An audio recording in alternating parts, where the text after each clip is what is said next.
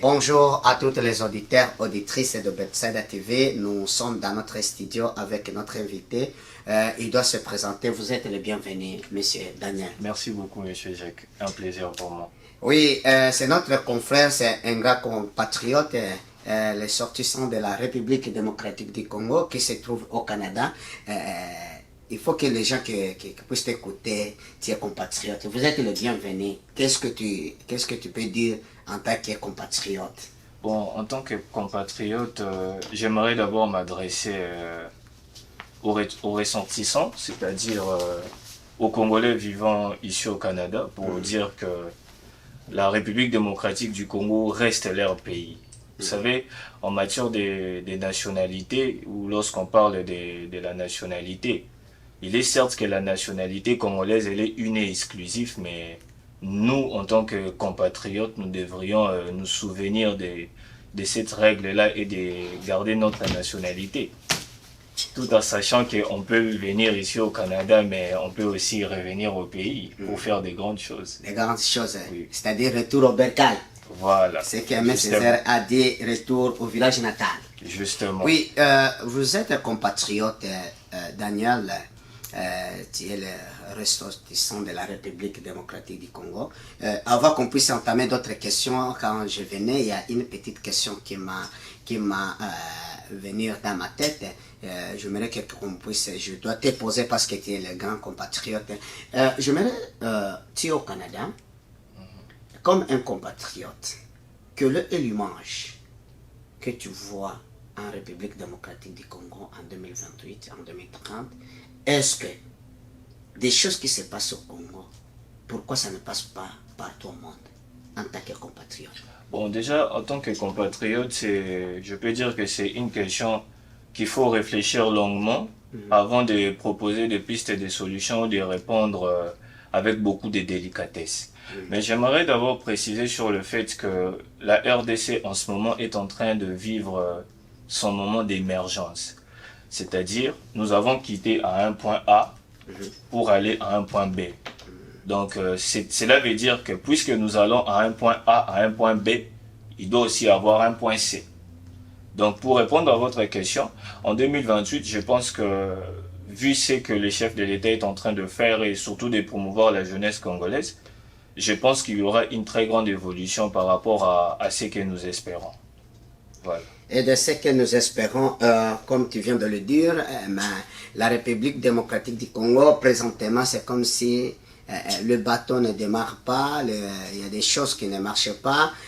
Toi, tu es comme un grand compatriote qui se trouve en Occident. Tu regardes ici, en Occident, la vie sociale est améliorée, tout le monde respecte l'autre. Avant que je puisse aller dans d'autres questions, je me souviens le premier jour que le président de la République démocratique du Congo, il a fait le serment, il a dit qu'il doit faire tout le moyen possible qu'il puisse faire à l'Est, qu'il puisse avoir la paix. Et il doit accepter qu'il puisse mourir à l'Est de la République démocratique du Congo. Mais quand tu regardes jusqu'à maintenant, à l'Est du Congo, il vit dans le maigre. Il n'y a pas quelque chose. Jusqu'à maintenant, Bunagana est dans la main de rebelles. En tant que compatriote, jeune Congolais, qui est à l'étranger, quel est le message et comment tu vois dans la République démocratique du Congo de 2023 en 2030 ou en 2035 ou en 2028? Bon, il faut être, comme je vous ai dit, analyste. Il faut analyser les choses. Vous savez, la République démocratique du Congo fut un pays où il fut un pays colonisateur. C'est-à-dire nous étions colonisés par la Belgique. Donc il faut d'abord aller sur le plan historique pour comprendre ce que le président a dit et savoir si le président a raison ou le président a tort. Alors sur ces faits, j'aimerais dire d'abord que, et j'aimerais préciser qu'avant que le président de la République arrive au pouvoir, il y avait déjà la guerre à l'Est. Donc c'est une guerre qui ne date pas d'aujourd'hui, ça date des années, bien plus des années que ça. Alors les présidents de la République, selon l'évolution de la guerre, il y a quand même une évolution. On voit des accords diplomatiques qui sont en train de se faire. Certes, les rebelles n'ont pas encore quitté Bunagana ou Rutshuru, comme on peut le dire, mais il y a quand même une amélioration qui s'est faite par rapport à avant. Parce qu'on va assister à l'apparition de M23 pendant le règne du président Kabila. Mais aujourd'hui, certes, les M23 sont là, mais il y a quand même des accords diplomatiques. Avant, la présence des M23 voulait dire que non, la population ne pouvait pas sortir. La présence du M23 voulait dire qu'on voit la mort. Mais aujourd'hui, on peut constater sur les réseaux que le M23, il sort pour dire aux gens, bon, allez-y, étudiez, faites ceci, nous sommes là pour la paix. Donc vous voyez, je n'ai pas dit que le M23 ne partira pas. Je n'ai pas dit que les M23 sont les héros de la République démocratique du Congo. Tous on sait que les M23 sont soutenus et financés par le Rwanda. Mais c'est dont je suis en train de faire comprendre que on ne peut pas porter atteinte au chef de l'État concernant la guerre de l'Est. Comme je vous l'ai dit encore, je le répète, il faut analyser les choses. Il a trouvé cette guerre, il fait de son mieux pour que la guerre de l'Est soit catégoriquement clos. Diplomatiquement, en réfléchissant et en employant des stratégies militaires. Récemment, si vous suivez dans les informations, vous remarquerez qu'il y a eu des renforcements sur...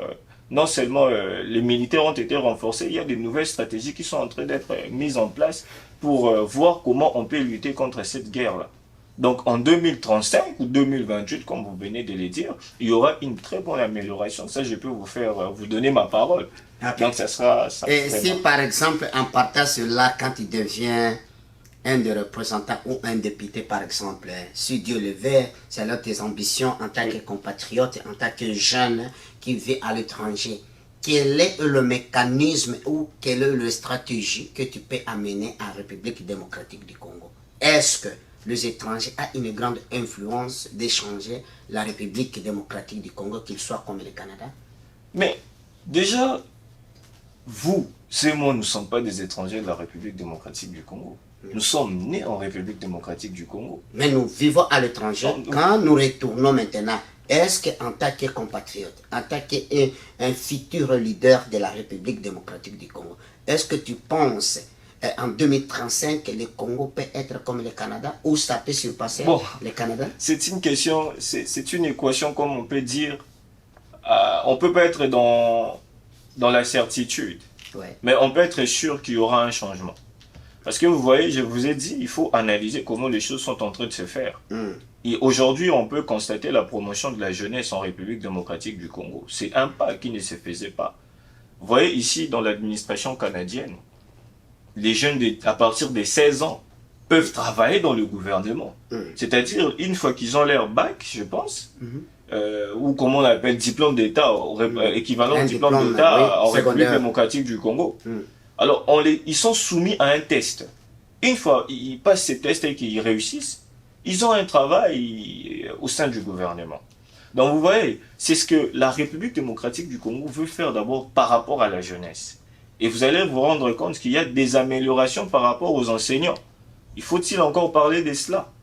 Parce que les enseignants, eux aussi, leurs situations sont en train de s'améliorer. Non seulement les enseignants, même les fonctionnaires de l'État. Aujourd'hui, un retraité peut être heureux d'être un retraité parce qu'il sait qu'il va vivre des subventions correctes de l'État. Il sera payé convenablement bien qu'il soit retraité. Donc vous voyez, c'est déjà des facteurs ou des mécanismes que le gouvernement actuel est en train de mettre en place pour pouvoir mener la République démocratique du Congo à l'émergence. Donc vous voyez, donc je pense encore une fois, je vous l'ai redit, en 2028 ou en 2035, il est difficile de dire que la RDC peut ressembler au Canada, mais il y aura une très grande évolution sur le plan économique. Oui, nous sommes en train d'écouter M. Daniel, qui est le grand compatriote qui vit au Canada. Et vraiment, c'est le sortissant de la République démocratique du Congo. Si je ne m'abuse pas, c'est quelqu'un qui a des souhaits où il souhaitera que la République démocratique du Congo, un jour, qu'il soit comme au Canada, et surpasser au Canada, parce que nous avons tout. Ce n'est que la volonté qui manque à tous nos dirigeants de la République démocratique du Congo. Et aussi, il y a une question que je voudrais demander. Quels sont les avantages que les Congolais vivant à l'étranger peuvent apporter à notre pays? Bon, il y a beaucoup d'avantages que les Congolais qui vivent à l'étranger. Sur le plan, il faut que je précise, sur le plan économique. Bon, sur le plan économique, ils peuvent apporter beaucoup de choses. Déjà, ça dépend des étrangers. Donc, il faut savoir, comme j'ai dit, lorsque vous posez une question, il faut que la question soit analysée et puis la réponse doit être assez claire et précise.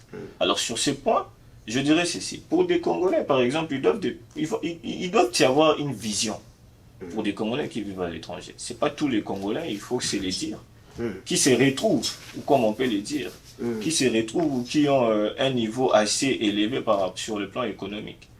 Donc les Congolais sur le plan de l'investissement, ils peuvent le faire. Ils peuvent être soutenus, soit par des organismes, ou ils peuvent être soutenus par eux-mêmes, par leurs moyens. Ils peuvent disposer leurs moyens pour venir investir en République démocratique du Congo pour résoudre beaucoup de problèmes. Parce que aujourd'hui, la RDC est confrontée à deux situations.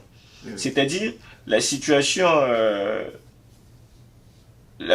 de la jeunesse et la situation des personnes qui ne sont plus des jeunes. Donc, excusez-moi pour les termes que j'ai utilisés, c'est peut-être pas approprié, mais c'est comme ça que c'est sorti comme ça.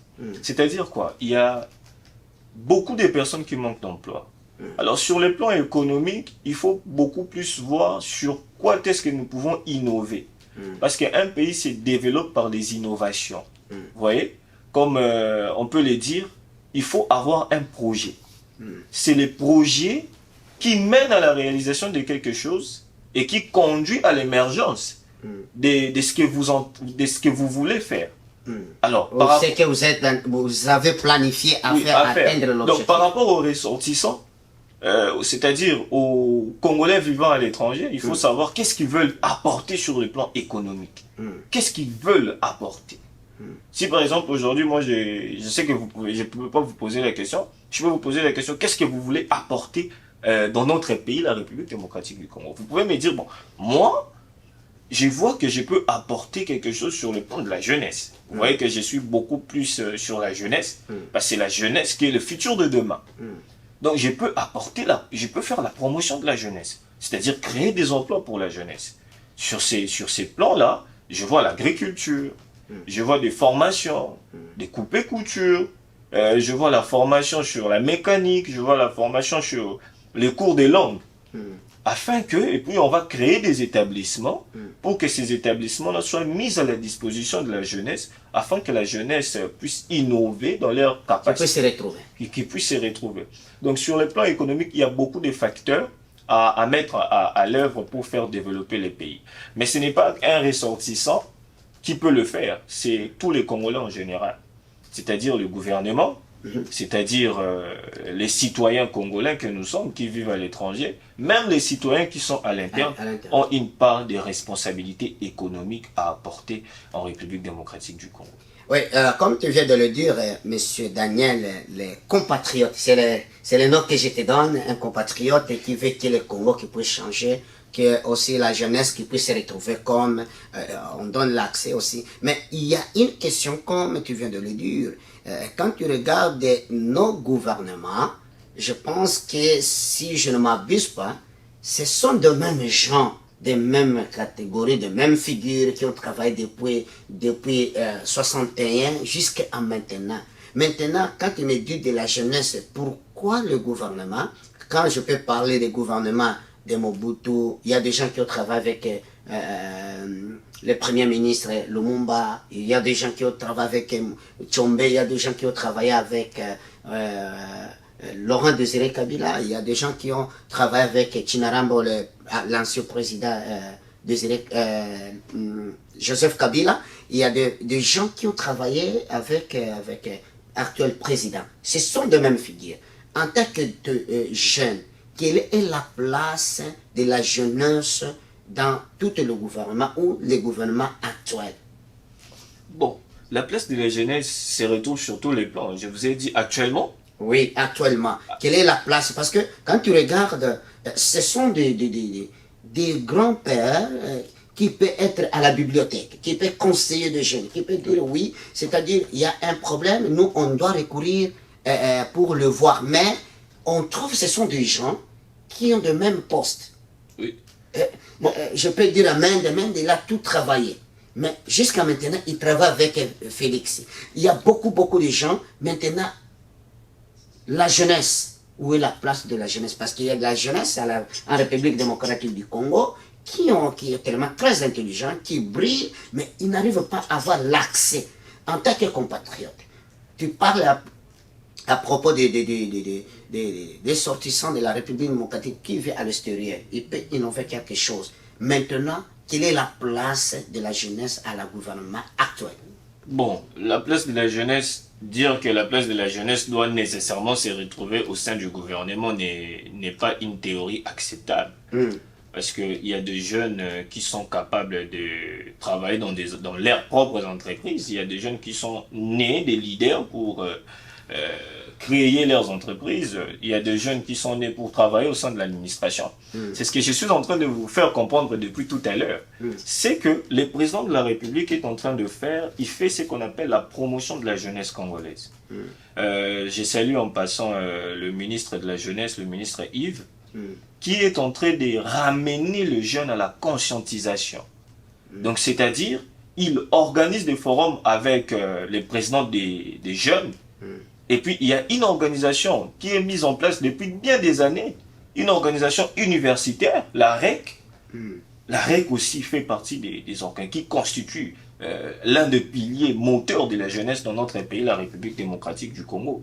Et aujourd'hui, on peut constater qu'il y a des événements qui font en sorte que les jeunes puissent se retrouver au sein non seulement de l'administration de l'État, mais aussi de créer leurs propres entreprises. Je vais vous donner un exemple, vous pouvez vérifier ces informations. Beaucoup des administrés du bus Trans Academia que le président de la République a mis en place, c'est des jeunes qui travaillent là-dessus. Il y a eu plus de 2000 magistrats qui ont été recrutés au sein du gouvernement, au sein de l'administration de l'État. C'est la jeunesse, c'est la promotion de la jeunesse qui est en train de se faire. Donc il faut saluer en passant le geste du ministre de la Jeunesse qui s'implique et le président de la République qui fait confiance désormais à la jeunesse. L'année passée, il y a eu une manifestation qui s'est passée au Parlement avec les jeunes qui ont discuté avec le président de la République concernant des questions spécifiques sur le progrès et l'évolution de la promotion de la jeunesse. Et c'est ce que nous remarquons aujourd'hui. La jeunesse est en train de prendre peu à peu la place au sein de notre pays, la République démocratique du Congo. Donc je peux dire mieux, la jeunesse est en train de constituer ce qu'on appelle une institution républicaine. Donc la jeunesse, c'est la force de la République. Il faut soutenir la jeunesse. C'est ce que le président de la République est en train de faire. Et vu avec le ministre de la Jeunesse, ils sont ensemble pour l'innovation de la jeunesse. Il y a des jeunes qui sont des créateurs, qui sont nés pour la créativité. Et vous pouvez remarquer que beaucoup de jeunes ont créé, il y a même une jeune fille qui a créé une voiture. Je pourrais dire une jeune dame, mais elle est jeune. Et le président a rajouté son projet pour les projets de financement en 2024. Il y a de ces jeunes en ce moment en République démocratique du Congo, bon, en collaboration avec d'autres personnes qui sont plus âgées, mais on peut dire de jeunes qui ont créé des poubelles en plastique. Cela montre qu'il y a un progrès au niveau de la jeunesse. Il y a une certaine confiance que le président accorde à la jeunesse. Et puis il y a de ces gens qui ont créé des balais automatiques. Vous pouvez remarquer ça lorsque vous allez, il y a des ateliers qui s'organisent en ce moment en République démocratique du Congo qui visent naturellement à faire la promotion de la jeunesse. Donc en ce moment où je vous parle, aujourd'hui, on est samedi, il y a eu une grande activité. On est vendredi, s'il vous plaît, excusez-moi. Il y a eu une très grande activité au musée national où le ministre de la Jeunesse a appelé les jeunes non seulement à la conscientisation, mais aussi à présenter leurs projets. Et il y a beaucoup de jeunes qui ont présenté des projets remarquables qui seront nécessairement financés en 2024. Donc vous voyez que la jeunesse, peu à peu, est en train de prendre la place, peu à peu est en train d'occuper quelque chose de très important au sein de notre pays. Oui, nous sommes tellement très contents d'écouter notre compatriote, M. Daniel, qui est en train d'expliquer comment la jeunesse de la République démocratique du Congo il fait des affaires et appuyé par le gouvernement actuel. Monsieur Daniel, les compatriotes, les sortissants de la République démocratique du Congo, futurs députés, moi je te dis futur député en 2028, ne pas m'oublier parce que je voudrais aussi, parle-nous rapidement sur le plan éducation pour les jeunesses ou pour la jeunesse congolaise. Bon, sur le plan éducatif, Éducatif. il y a beaucoup de... Bon, je peux dire c'est un exposé qu'il faut faire là-dessus, mais il y a quand même des gens, notamment Je te donne le temps de l'expliquer pour que la jeunesse congolaise ou le ministère de la jeunesse qui puisse t'attendre. Peut-être un jour, on peut l'inviter aussi, qu'il puisse nous expliquer son plan. Pourquoi pas? Le ministre de la Jeunesse est très efficace. C'est parmi les ministres de la Jeunesse, c'est le ministre de la Jeunesse que j'encourage beaucoup parce que il m'a beaucoup impacté dans ce qu'il a eu à faire. Alors, sur le plan éducatif, qu'est-ce qu'il faut comprendre là-dessus? Il faut comprendre que cela n'implique pas seulement les ministres de la Jeunesse. Ça implique tout le monde. Ça implique tout le monde. Et ça implique toutes les institutions qui organisent l'éducation en République démocratique du Congo. Notamment les ministres de l'enseignement, le ministre qui s'occupe de l'université, de l'USU. Lui aussi est impliqué sur ces facteurs-là parce que l'apprentissage, elle est très très importante et c'est via l'éducation qu'on peut devenir quelqu'un de valorisable ou de dévalorisable.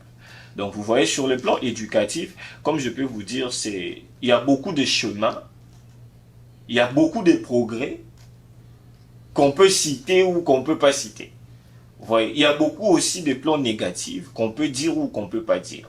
Mais il faut parler sur la nécessité, il ne faut pas condamner inutilement, mais il faut dire ce qui est nécessaire. C'est-à-dire quoi? C'est-à-dire que notre jeunesse est en train d'évoluer, mais les gens ne s'en rendent pas compte. Il faut être, comment on dit, comme je peux le dire, il faut être sociologue pour faire une étude du milieu, pour comprendre que notre jeunesse actuellement est en train d'évoluer, de progresser. Sur le plan éducationnel, je peux voir qu'il y a des écoles bilingues qui sont construites. Déjà, c'est un pas pour notre jeunesse. Donc, nos petits frères et nos petites sœurs qui vont grandir, ils seront compétents dans 2 langues, l'anglais et le français. Et puis, il y a une cohérence sur notre façon de parler. Bien qu'il y a encore beaucoup de jeunes qui ont des problèmes pour s'exprimer, beaucoup de jeunes qui ont des problèmes. Quand je parle de s'exprimer, je ne fais pas référence à parler le français. Parce que français, ils ont sauté. Ils ont une langue officielle, mais ils ont sauté. Donc, quand je dis ça, je ne fais pas que référence à la manière dont on s'exprime, mais à la manière dont on peut cohérer avec les idées. C'est ce qui est important dans la réflexion. Nous sommes en train de converser. Et ce qui fait en sorte que nous puissions nous faire comprendre, c'est la cohérence, c'est la réflexion. Je ressorte mes idées et vous comprenez ce que je suis en train de dire. Et vous aussi, de votre côté, vous êtes en train de me poser des questions que je capte, que je suis en mesure de répondre. C'est ça la cohérence. Et c'est ce qui manque c'est ce qui manque en nous, en fait. Nous, la jeunesse. La plupart, la majorité. Pourquoi? Parce qu'on avait eu des problèmes pour étudier. Il y a beaucoup qui n'ont pas étudié. Il y a beaucoup qui n'ont pas fait des études par faute de moyens. Mais par la gratuité de l'enseignement, tout le monde en parle. On peut constater qu'il y a plus de millions de jeunes qui ont repris l'école, qui vont apprendre désormais. Donc ça, c'est une innovation pour la jeunesse. C'est quelque chose qu'il faut vivement applaudir et encourager. Merci, monsieur le compatriote, monsieur Daniel, le futur député en 2028. Espérons que tu seras un député. Pour l'instant, je suis dans la promotion de la jeunesse. C'est-à-dire pour l'association. Tu es dans la promotion de la jeunesse et aussi envisage aussi en 2028 de devenir député aussi. Et tu peux en charger aussi de la jeunesse parce que c'est quelque chose qui est en toi. Oui, parce que j'ai créé une association qui vise à promouvoir la jeunesse congolaise. La sortie officielle, c'est prévu pour l'année prochaine. Je pense que vous serez le bienvenu. Ça sera bien évidemment au Congo, en République démocratique du Congo. Alors, on va promouvoir la jeunesse. J'espère avec le ministère de la Jeunesse, nous pourrons travailler. Et alors, je prierai seulement que le bon Dieu préserve notre cher ministre de la Jeunesse actuel, parce que c'est quelqu'un vraiment que Non seulement c'est un modèle qu'il faut suivre, c'est quelqu'un qui fait des bonnes choses. C'est-à-dire c'est une personne qui t'inspire. C'est une personne qui m'inspire beaucoup dans la jeunesse parce qu'il lutte pour l'évolution de la jeunesse. Donc ce qu'on peut voir aujourd'hui, c'est pas des éloges que je suis en train de le faire. Je suis en train de faire le constat de son travail. D'apprendre quelque chose. Oui, d'apprendre quelque chose, d'aspirer à quelque chose de plus meilleur. Donc vous voyez un peu. Alors la sortie sera pour l'année prochaine. Donc nous allons cibler des secteurs. Il y a des secteurs qu'il faut viser parce qu'on ne peut pas prendre des choses de manière décrescendo, c'est-à-dire décroissant de manière désordonnée. Il faut toujours structurer les choses. Donc vous voyez. Alors moi, ma lutte par rapport à la promotion de la jeunesse, c'est la conscientisation de la jeunesse. Parce qu'il y a un écrivain qui a dit « Sans morale civique, la communauté périt. Sans morale personnelle, sa survie est dépourvue de valeurs. » Alors, vu notre jeunesse, vu la nécessité et l'urgence que fait face à notre jeunesse, nous devrions éviter que notre jeunesse puisse être dépourvue de sens. Beaucoup de jeunes sont voués à l'échec, mais la jeunesse n'est pas vouée à l'échec. C'est à cause de cela que l'année prochaine, je lancerai officiellement l'association. Bien évidemment, il y aura des médias qui vont intervenir pour publier cela, parce que ce sera un grand événement, et parce que nous allons vraiment nous focaliser sur la promotion de la jeunesse. Je suis un jeune, j'ai le souci de ma jeunesse. Nous allons nous battre ensemble avec tous les jeunes qui ont le souci de faire évoluer les choses en République démocratique du Congo pour changer en fait ce qui ne marche pas au sein de notre jeunesse. Merci, monsieur Daniel, les compatriotes. Nous sommes presque à la fin de notre... J'ai deux petites questions. Oui, qui est en dehors de la jeunesse. Je suis à votre disposition. Je m'aimerais poser deux questions. La première question, pourquoi le président Félix, il est incapable d'améliorer de la vie de la population congolaise, selon vous? Incapable, je ne dirais pas qu'il est incapable. Vous savez, j'ai toujours dit que depuis le début, il faut être analyste. C'est-à-dire qu'il faut être un sociologue. Il faut faire l'étude du milieu. Il ne faut pas dire que le président de la République est incapable. Oui, je peux dire, l'amélioration, c'est-à-dire si on parle de la vie sociale, oui, c'est-à-dire ou amélioration de la vie des Congolais, oui, certains Congolais mangent bien, oui, certains Congolais ne mangent pas. Et beaucoup de Congolais qui n'est pas à mesure. Si on parle de l'amélioration, on parle de l'incapacité, c'est-à-dire, ça se voit que le président, il y a parfois, il n'a pas bien pris, c'est comme s'il n'avait pas la vision, oui, de la République en lui. Mais, monsieur Jacques, je vais vous dire une chose. Ouais. Avant que le président Félix Tshisekedi vienne au pouvoir, pensez-vous que la situation sur la vie sociale, elle était bonne? La vie sociale, ça s'est amélioré. Donc, vous voyez que il ne faut pas parler de l'incapacité du président de la République. Vous savez, en droit, excusez-moi parce que j'ai fait des études de droit, en droit, lorsqu'on parle de l'incapacité, on voit que c'est une personne qui n'est pas capable, c'est-à-dire une personne qui est soit alliée, qui a des problèmes au niveau de la tête, qui est comme fou, soit une personne qui n'est pas capable d'exercer sa personnalité juridique. Alors, parler de l'incapacité du président de la République, ce n'est pas les termes appropriés. Et je ne pense pas que le président de la République soit incapable pour la République démocratique du Congo. Le problème qui se pose, c'est quoi? Les présidents, notre pays a un système semi-présidentiel. Il faut comprendre cela. C'est-à-dire que le président n'a pas tous les pouvoirs. Le président a sa part de responsabilité. Le Premier ministre a sa part de responsabilité. L'Assemblée nationale a sa part de responsabilité. Ensuite, les cours et tribunaux ont aussi leur part de responsabilité. Et en dernière position, la population aussi a sa part de responsabilité. Quelqu'un qui a régné pendant 5 ans, ou disons 2 ans, qui construit des routes, des infrastructures, qui construit, qui va faire la réhabilitation de beaucoup des institutions de l'État, quelqu'un qui va promouvoir l'éducation congolaise en respectant et en appliquant la loi sur la gratuité de l'enseignement. faut pas dire que la personne n'a pas la vision pour la République démocratique du Congo. Monsieur Daniel, il y a une petite... Excusez-moi s'il vous plaît, je ne défends pas le président de la République. Mais vous pouvez constater que ce que je suis en train de vous dire est réel. Rien de ce que je dis n'est fausse. Donc vous allez vous rendre compte que le président de la République actuellement, il est en train quand même de poser des bases. Dans 5 ans, on ne peut pas changer la République démocratique du Congo. Oui, c'est impossible. C'est un long processus, il faut suivre lentement et qui va arriver jusqu'à sa fin. C'est tellement très important. Tu sais, une personne qui doit faire quelque chose, il ne demande pas beaucoup de temps. Je vais te donner un exemple. Et tu dois aller faire des recherches. Président de la République tanzanienne, Magufuli, tu le connais très bien. Il était au pouvoir pendant presque 6 ans. Mais regarde les choses qu'il a fait dans 6 ans. C'est-à-dire, on peut dire 5 ans parce que il n'a pas fini la 6e année. C'est-à-dire, moi je pense, travailler, ça demande de la volonté.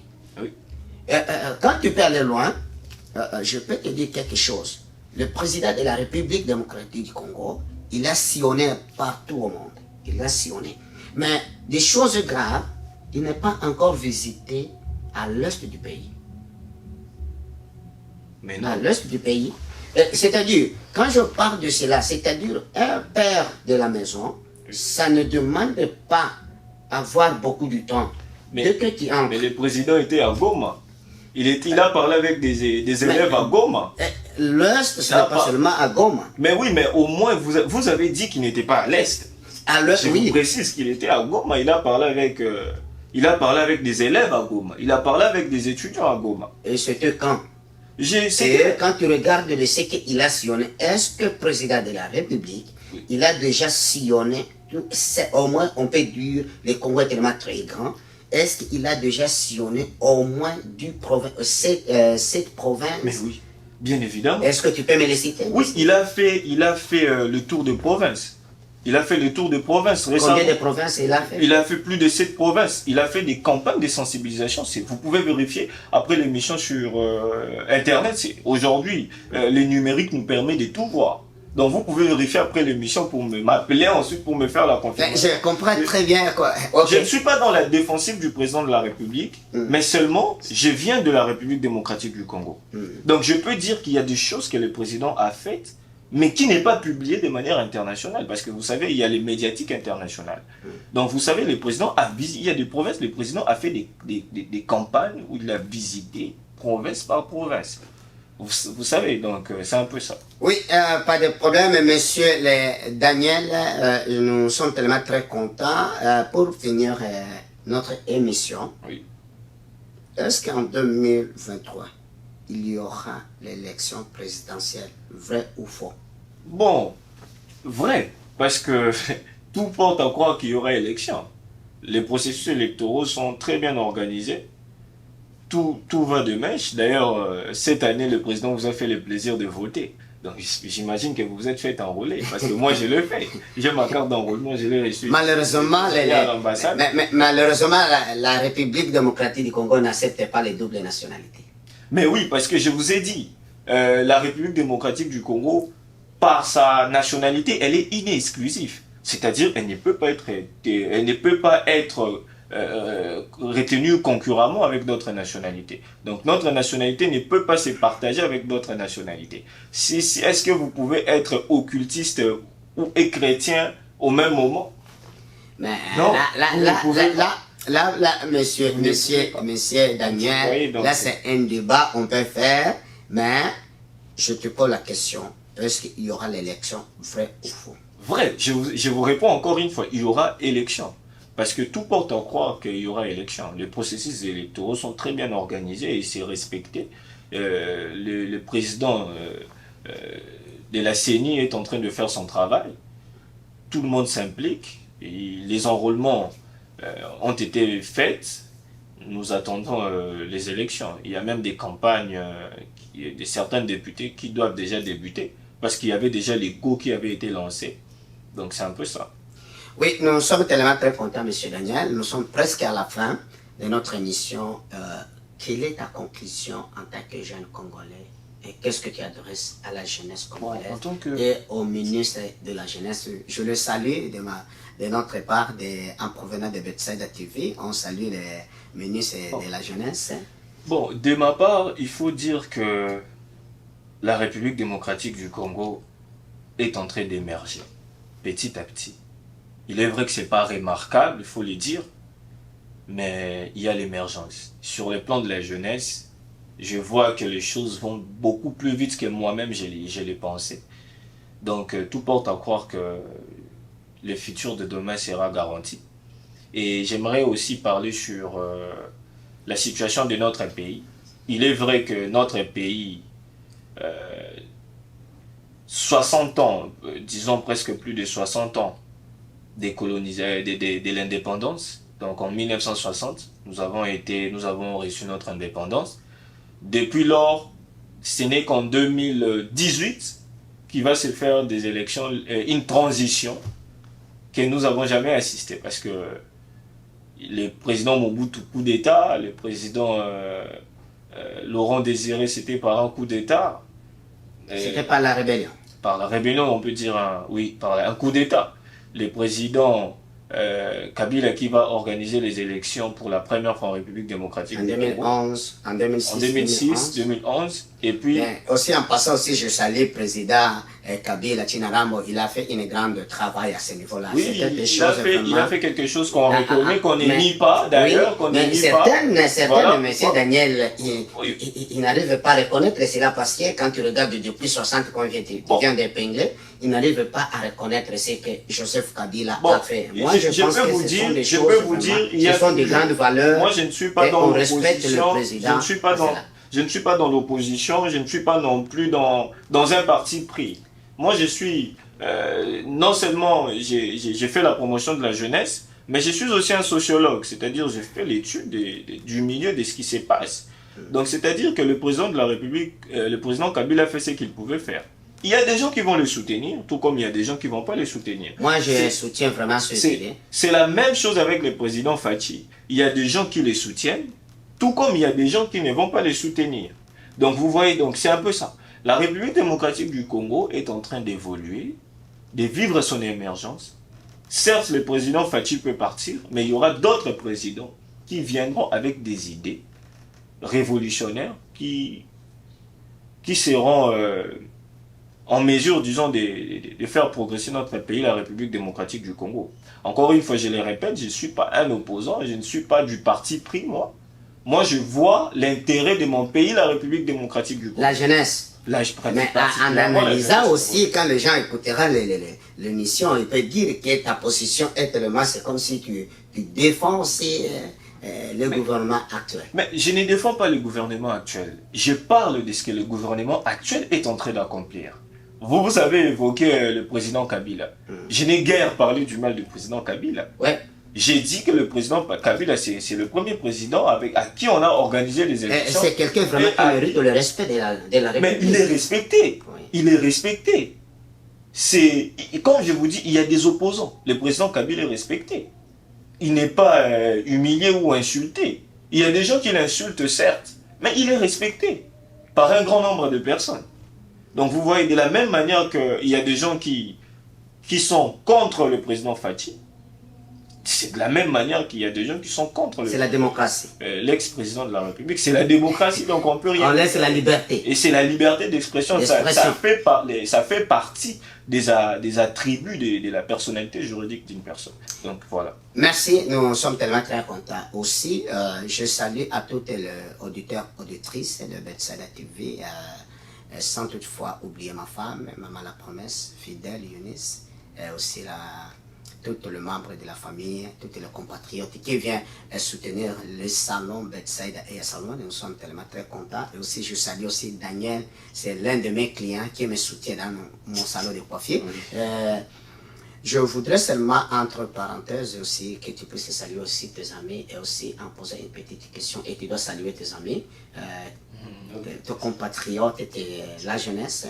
Et pourquoi, bon, il y a des attentes, il y a des ondes qui est en train de circuler, je n'ai pas encore vérifié. Est-ce que Martin Fayoul, il doit se représenter comme président de la République ou il est en dehors? Bon, sur ce plan-là, je ne peux vous fournir des réponses parce que je ne suis pas membre d'un parti politique quelconque. Donc, je ne sais savoir tant que cela n'est pas publié solennellement et officiellement. Donc, c'est un peu ça. Bon, tu peux saluer aussi Bon, particulièrement, j'aimerais saluer d'abord la jeunesse congolaise, plus particulièrement les ministres de la jeunesse qui font un travail très remarquable. J'aimerais saluer tous les membres du REC, commençant par le président du REC jusqu'à leur comité. Et j'aimerais saluer tous mes amis qui me suivent, tous mes amis qui me soutiennent dans cette lutte, tous ces amis qui sont avec moi et qui partagent mes idées. Donc je les salue tous et j'espère que la lutte continue. Ça commence pas aujourd'hui, ça commence pas d'aujourd'hui. Donc nous allons faire des grandes choses en République démocratique du Congo. Ayons juste la vision, ayons juste l'amour, la patience, l'endurance et la détermination pour réussir à faire grand. Donc c'est un peu ça. Merci Daniel. Aussi, je voudrais seulement dire, quand tu écouteras cette émission, il faut le partager, il faut aimer. Sans toutefois vous, nous, on ne pourrait pas être là. Nous sommes tellement très contents, monsieur Daniel, les compatriotes, tu luttes et tu encourages aussi la jeunesse congolaise qui puisse se retrouver, qui puisse prendre le lev en République démocratique du Congo. Comme batabumi bange bazui place depuis longtemps et comme il y a jeune sikoyo tous se réveiller, tous ça la baïti et tous ça aussi maïel et tous ça la stratège. C'est ça un pays, il faut la jeunesse. Nous saluons toute la jeunesse de la République démocratique du Congo et sans toutefois oublier le ministre de la jeunesse. On te salue en provenant de Betsada TV. Peut-être un jour, on peut se revoir, on peut faire une émission, mais nous avons à une personne qui est inspirée de votre expérience, qui est M. Daniel, le compatriote, qui encourage la jeunesse congolaise. Merci encore de venir dans notre studio. Je sais que ça ne serait pas la dernière fois. Je reviendrai après, une fois que je reviens du Québec, après dès mon retour à Québec, je reviendrai encore pour qu'on puisse approfondir sur les sujets. Merci beaucoup. Bienvenue encore et bonne journée et nous saluons toute la République démocratique du Congo. Dieu bénisse les Congos, Dieu bénisse les Congolaises. Bye bye, ciao.